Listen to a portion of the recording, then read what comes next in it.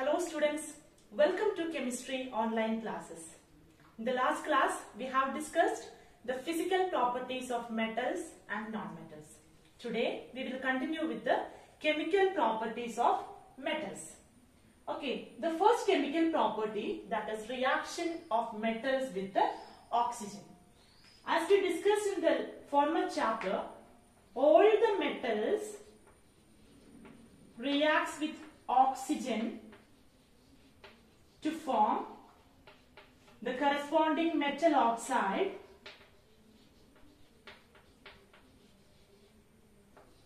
Okay, this you have learned in the former chapter. Okay, if you take any example, if you take the first example like zinc, a metal reacts with oxygen to form zinc oxide. The second example, if you take magnesium and make them to react with oxygen to form magnesium oxide. Okay, if you take another example, if you take calcium, make them to react with oxygen to form calcium oxide. Okay, this should be balanced. 2ZnO, 2Mg, 2MgO. Okay, this is the balanced equation. So all metals reacts with oxygen to form the corresponding metal oxide. Okay, and we have learned all the metal oxides have a nature, they are basic in nature. All metal oxides are basic in nature because the metal oxides which are soluble in water can produce metal hydroxides. And the metal oxides which are not soluble in water can react with acids and can form salt. Okay, so based on the nature of the metal, okay, let us classify the metal oxides into three. The metal oxides can be classified into three. The first classification, the metal oxides which are reacts with the water can form metal hydroxide. If you take sodium oxide, make them to react with water, what is the product? You will get a metal hydroxide, that is NaOH plus water plus hydrogen. Okay, and another type of metal oxide, if metal oxides which are not soluble in water, that will react with acid. If you take calcium oxide, make them to react with the hydrochloric acid, you will get calcium chloride plus water. Okay, this you have already learned. And the third type of metal oxide, it is amphoteric oxide. Amphoteric oxide. What is mean by amphoteric oxide? Metal oxides are basic in nature, but you can see some metal oxides, they are amphoteric oxides. What are amphoteric oxides? Amphoteric oxides are the types of metal oxides which can combine with the acids and bases and can form salts. Okay, if you take the examples like zinc oxide and aluminium oxides, these two metal oxides are the examples of amphoteric oxides. Why they are amphoteric? If you take aluminium oxide, first make them to react with the base, sodium hydroxide. What is the product? You have already learned this equation. You will get sodium aluminate, NaAlO2, sodium aluminate plus water. Okay, the aluminium oxides can react with the acid also. What happens when the aluminium oxide react with acid like hydrochloric acid? You will get aluminium chloride, that is AlCl3 plus H2O. Okay, it should be balanced. Okay.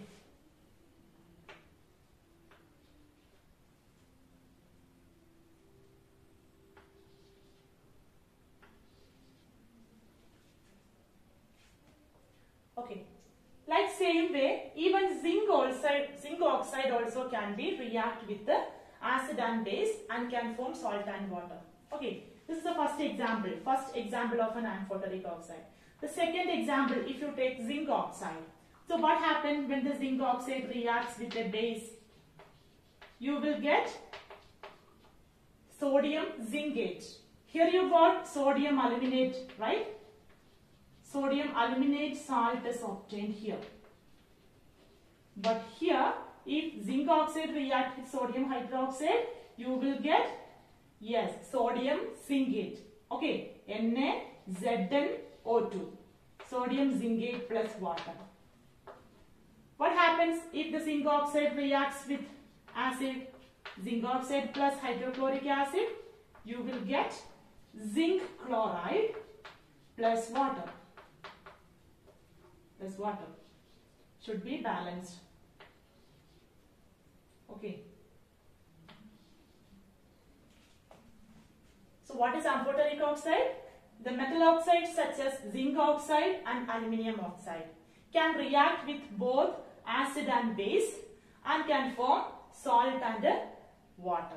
Okay, that type of oxides, the types of metal oxides are known as amphoteric oxides. Only these two are the examples of amphoteric oxides, since these two will be showing the amphoteric nature.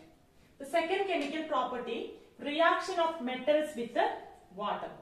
Okay, so metal reacts with water to form metal oxides and hydrogen gas. If it further reacts with water, it forms the metal hydroxide and hydrogen. This is a general equation. So what are the metals which are dissolved in water? Do all the metals react with water? No. All the metals do not react with water. Only the alkali metals like lithium, sodium, potassium, they are having valency +1. That is why they are known as alkali metals. Alkali metals dissolved in water to form metal hydroxides.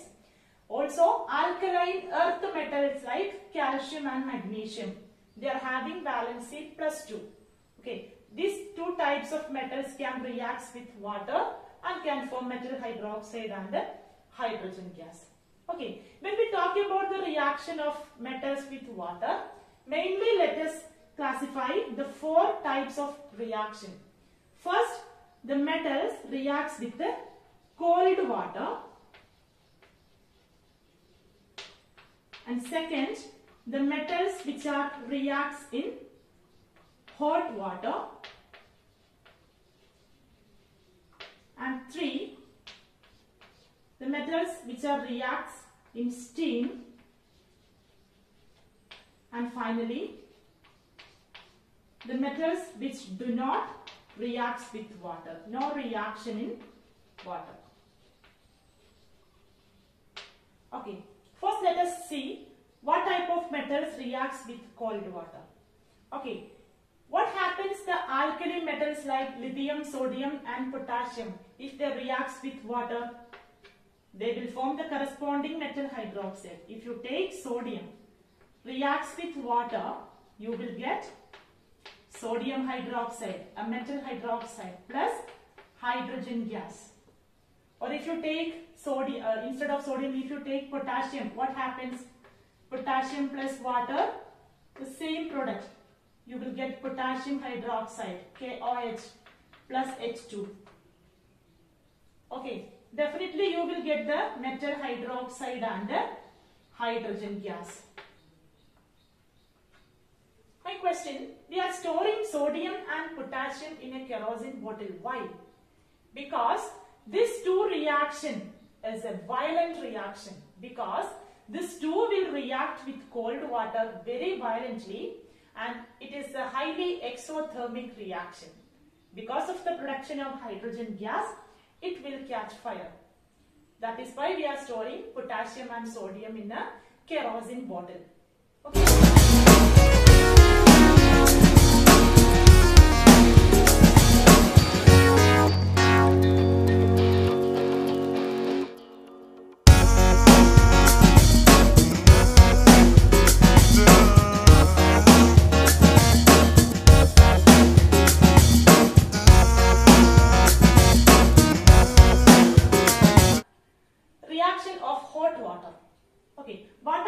metals reacts with hot water, you can see that the calcium and magnesium, their reaction is comparatively less in cold water. But they can little bit react when they react with hot water. Okay, in hot water, if you take magnesium or if you take calcium, what happens? They reacts with water. When you heat gently, you will get hot water. You will get the corresponding calcium hydroxide plus hydrogen gas. Okay, but comparatively the reaction is a little bit less violent. The thing is that the calcium and magnesium, here magnesium also can react with the water, and this can also form magnesium hydroxide and the hydrogen gas. Okay, these two alkaline earth metals can react with hot water, and here you have to notice one thing. When you react a calcium in a hot water, you can see that the calcium and magnesium can float on the surface of water. Why it happens? When you heat or when you make a reaction in water, you can see that a hydrogen gas is produced. Okay, this hydrogen gas produced means a bubbles are being formed. These bubbles are sticked on the surface of water, so that the calcium and magnesium become less denser and can float on the surface of water. Okay, not the point. Calcium and magnesium can react with hot water and both will float on the water because that can form hydrogen bubbles in a hot water that will be floating on the surface of water.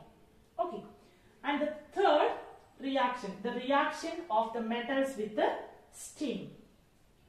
Here you can select the metal. Here it is not possible to select these metals since these are highly violent reactions taking place.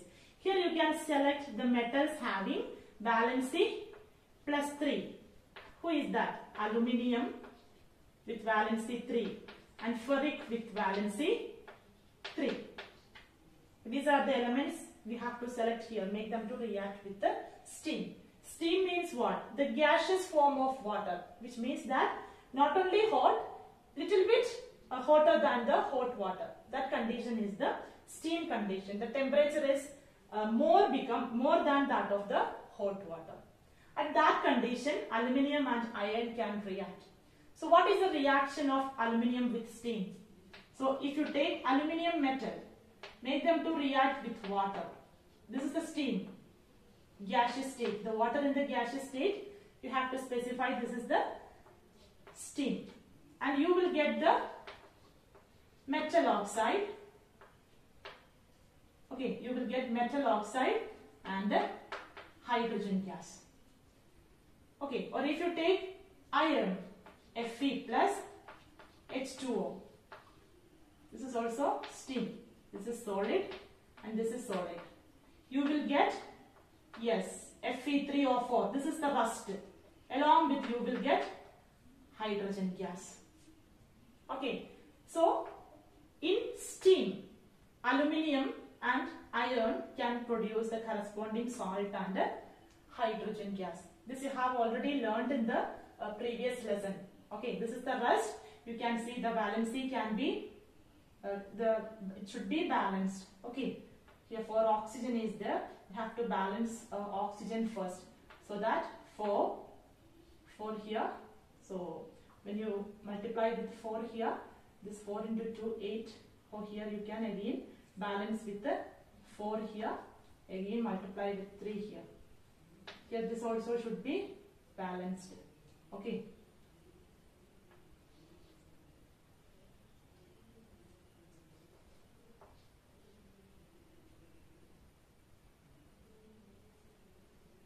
Okay, this should be balanced. Okay. Okay. And finally, you can see that the metals like gold, silver, copper, etc. they never reacts with water because they are least reactive.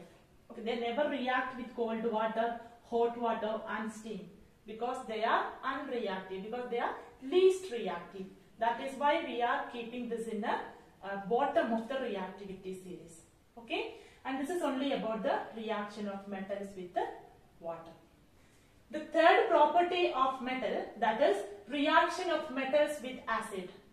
We all know that the metals can react with acid and can form the corresponding metal salt and hydrogen. In order to study the property, this property, we need to have the reactivity series. The reactivity series we have already learned in the first chapter while we are discussing the displacement reaction. Here also the same displacement reaction taking place. Okay, so we have constructed the reactivity series based on the decreasing reactivity. Okay, so how a metal reacts with acid? Is all the metals can react with acid? No, because here you can see hydrogen is there here. The metals which are present above can react with the acid like sulfuric acid or dilute hydrochloric acids. Okay, these two dilute acids can react with these metals which are above hydrogen. If you take one example, zinc reacts with sulfuric acid, dilute sulfuric acid. Will the reaction possible? Yes, because zinc is present above hydrogen, zinc is more reactive, so that zinc reacts the corresponding salt and form hydrogen gas. What about magnesium? If you take magnesium and react with dilute hydrochloric acid, so what is the product? You will get magnesium chloride, right? MgCl2 plus H2. Okay, because magnesium is above the hydrogen in the reactivity series, so the reaction is possible. The displacement is possible. But here, one thing you have to remember, what about nitric acid, HNO3? Will they produce salt and hydrogen? Is the reaction is possible? No, because nitric acid is a strong oxidizing agent. Nitric acid is a strong oxidizing agent. That is why it cannot produce hydrogen. Instead of hydrogen, it produces water. It is ready to give oxygen. So instead of producing hydrogen, it will form water. So that this reaction is not possible in the case of nitric acid. But the metals like magnesium and manganese, this is the important point. The metals like magnesium and manganese can react with the nitric acid and can form salt and hydrogen. If you take magnesium, make them to react with nitric acid, what is the product? You will get the magnesium nitrate, MgNO3 plus H2 gas. In this case, it produces H2 gas. But rest any case, it never produced, the dilute nitric acid never produced hydrogen gas in the case of other metals except magnesium and manganese. Okay, 2-3 mark questions are always asking from this part. So which metal will be produced, which metals can react with dilute nitric acid and can form hydrogen? Only magnesium and manganese. Okay, and these two acids can react with any of the metals which are present above the reactivity series, above hydrogen in the reactivity series. Okay. Now the fourth chemical property of metals, the reaction with solution of other metal salt. This we have already learned in the displacement reaction. Okay, that if you take a beaker with the copper sulfate solution, in a beaker if you take copper sulfate solution and if you dip an iron nail, here, so after some times you can see that the color of the copper sulfate starts to fade. It's become a pale color. What is the reason? Because it undergo displacement reaction. Okay, displacement reaction is possible only by looking at the reactivity series. Okay, you have taken iron nail and you react with the metal salt. Which is a metal salt solution? Copper sulfate. Okay, this is the metal A. Okay, and this is the B, and this is the C. Okay, here A and B are the metal. If A is more reactive than B, the B will be displaced. Okay, look at here. Is A is more reactive than B? Yes. Here look at the place of iron. It is above the copper. So that copper, B will be displaced. Copper is displaced, and in the place of copper, iron will come and form the compound FeSO4 plus Cu. And next question, is it possible to reverse this reaction? Cu plus FeSO4. Is the reaction possible? No. Why? This copper is least reactive than iron. Look at here, this copper is below the iron. This copper is not capable to replace the iron. So that no reaction. Okay, so displacement reaction is mainly done because of the reactivity of the series.